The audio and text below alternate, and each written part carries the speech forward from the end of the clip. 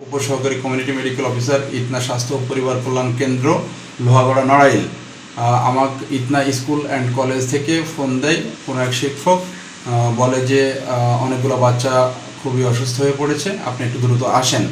আমার এখানে উপস্বাস্থ্য কেন্দ্রে যথেষ্ট রোগীর চাপ থাকা সত্ত্বেও তারপরে আমি রোগীদের বুঝিয়ে আমি সময় বের করে ওদের কাছে যাই এবং দ্রুত যাওয়ার পরে আমি দেখি যে আসলে ৬-৭ জন স্টুডেন্ট আপনার শিক্ষক মিলনায়তন রুমে ওরা শুয়ে আছে।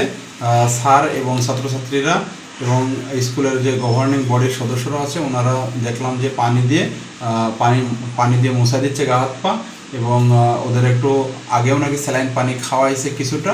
এরপর আমি গেলাম স্যালাইন এবং গ্যাসের ওষুধ আমার কাছে যা ছিল আমার উপস্বাস্থ্য কেন্দ্রে সেগুলো নিয়ে আমি আপনার বলছি যে এটা 1/2 লিটার পানিতে গুলায় সবাই খাওয়াই দেন আর গ্যাসের ওষুধটাও খাওয়াই দেন। আর এরপরে দেখলাম যে আমার পালস অক্সিমিটার দিয়ে মাপলে পালস অক্সিমিটারে সবারই পালস রেটটা একটু বেশি এসেছে আর অক্সিজেন স্যাচুরেটেড ভালো ছিল। প্রেশার সবারই কম ছিল, বাচ্চা মানুষ প্রেশার কম থাকাটাই স্বাভাবিক। এরপরে আমি ওদের শিক্ষকদের সাথে কথা বললাম যে স্যার আপনারা যে বাচ্চাগুলো অসুস্থ হয়েছে তাদের গার্জিয়ানদের সাথে কথা বলে আপনারা একটু কাইন্ডলি গার্জিয়ানদের কাছে বাচ্চাগুলো হস্তান্তর করেন, আর যেগুলো বাচ্চা সুস্থ আছে সেই বাচ্চাগুলো নিয়ে আপনারা শিক্ষক মহোদয় এবং উপজেলা শিক্ষা অফিসার মহোদয়, টিওনো স্যার মহোদয়, আমাদের স্বাস্থ্য অফিসার টিএসএ স্যার, ওনাদের সাথে আলাপ আলোচনা করে কিভাবে স্কুল পরিচালনা করলে ভালো হয় বা বাচ্চাদের বিষয়ে আলোচনা করে যে সিদ্ধান্তটা নিলে ভালো হয় সেটা করেন। এই বলে আমি ওখান থেকে আবার তাড়াতাড়ি করে চলে এসে আমার স্বাস্থ্যকেন্দ্রে আমি আবার চিকিৎসা প্রদান করা শুরু করি। এই হলো আমার আজকের কর্মযজ্ঞের একটা অংশ বিশেষ। আমি মোহাম্মদ ফজলুল হক, উপসহকারী কমিউনিটি মেডিকেল অফিসার, ইতনা উপস্বাস্থ্য কেন্দ্র লোহাগড়া নড়াইল।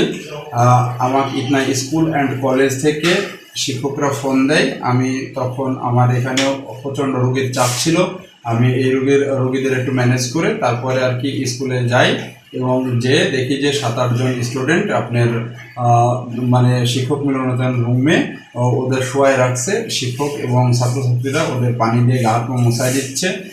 তারপরে আমি জিজ্ঞেস করলাম ওদের কী অসুবিধা, তখন বলছে এটা তীব্র তাপদাহের কারণে এই অসুস্থ হয়ে পড়েছে হঠাৎ করে। তারপরে ওদের আমি স্যালাইন খাওয়ানোর ব্যবস্থা করি এবং একটা করে গ্যাসের ওষুধ খাওয়াই। পালস অক্সিমিটার দিয়ে আমি তাদের পালসটা মেপে দেখি সবারই পালস বেশি হয়ে গেছে এবং আপনার প্রেশার মেপে দেখলাম যে প্রেশার কম। সম্ভবত বাচ্চাদের প্রেশার এটা কম থাকাই স্বাভাবিক, ছোট মানুষ।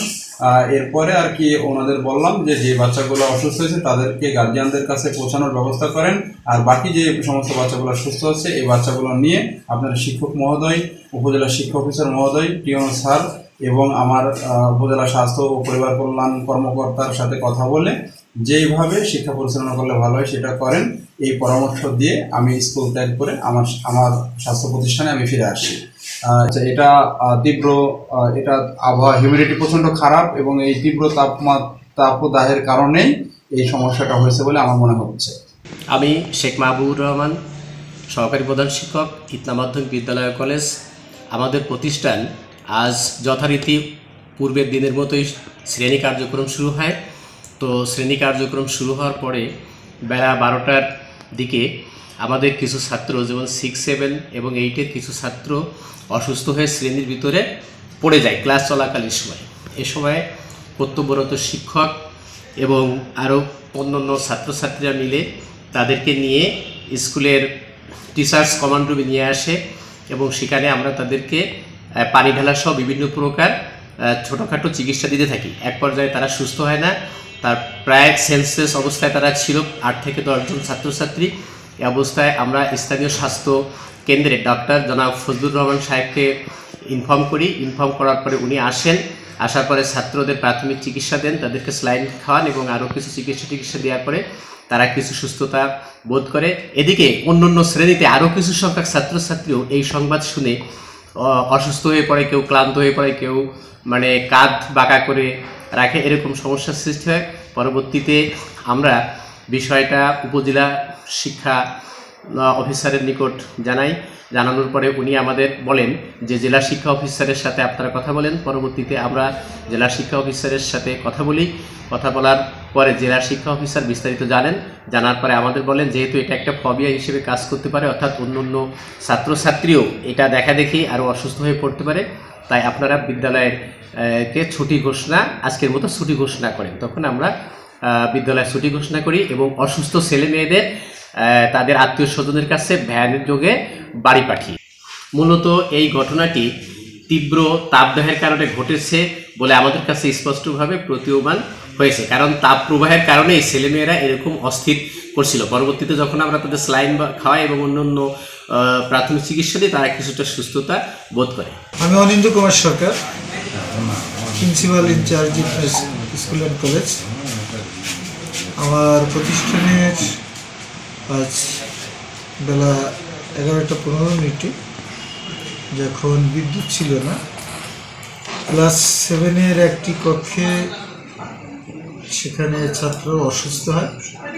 আমার 6 জন শিক্ষার্থী এই তীব্র গরমের কারণে অসুস্থতা বোধ করে তারা জ্ঞান হারায়। এই ইউনিয়ন স্বাস্থ্য কমপ্লেক্সে ডাক্তার নিয়ে তাদের প্রাথমিক চিকিৎসা দিয়ে তাদের অভিভাবকদের ফোন করে এনে তাদের কাছে তাদের হেফাজতে তাদের দিয়েছি। সর্বশেষ অভিভাবকদের সাথে যোগাযোগ করে যেটা পাওয়া গিয়েছে, তাদের জ্ঞান ফিরেছে এবং তারা সুস্থ আছে। আর যতদূর ধারণা যে এখান থেকে আমার 7-8 কিলোমিটার দূর থেকেও ছেলেমেয়েরা এই প্রতিষ্ঠানে আসে। এই গরমের মধ্যে আসা, তারপরে বিদ্যুৎ না থাকা, এই গরমের কারণেই, তীব্র গরমের কারণেই তাদের অসুস্থতা হয়েছে এবং ডাক্তারি রিপোর্ট মতে এদের অন্য কোনো উপসর্গ নেই।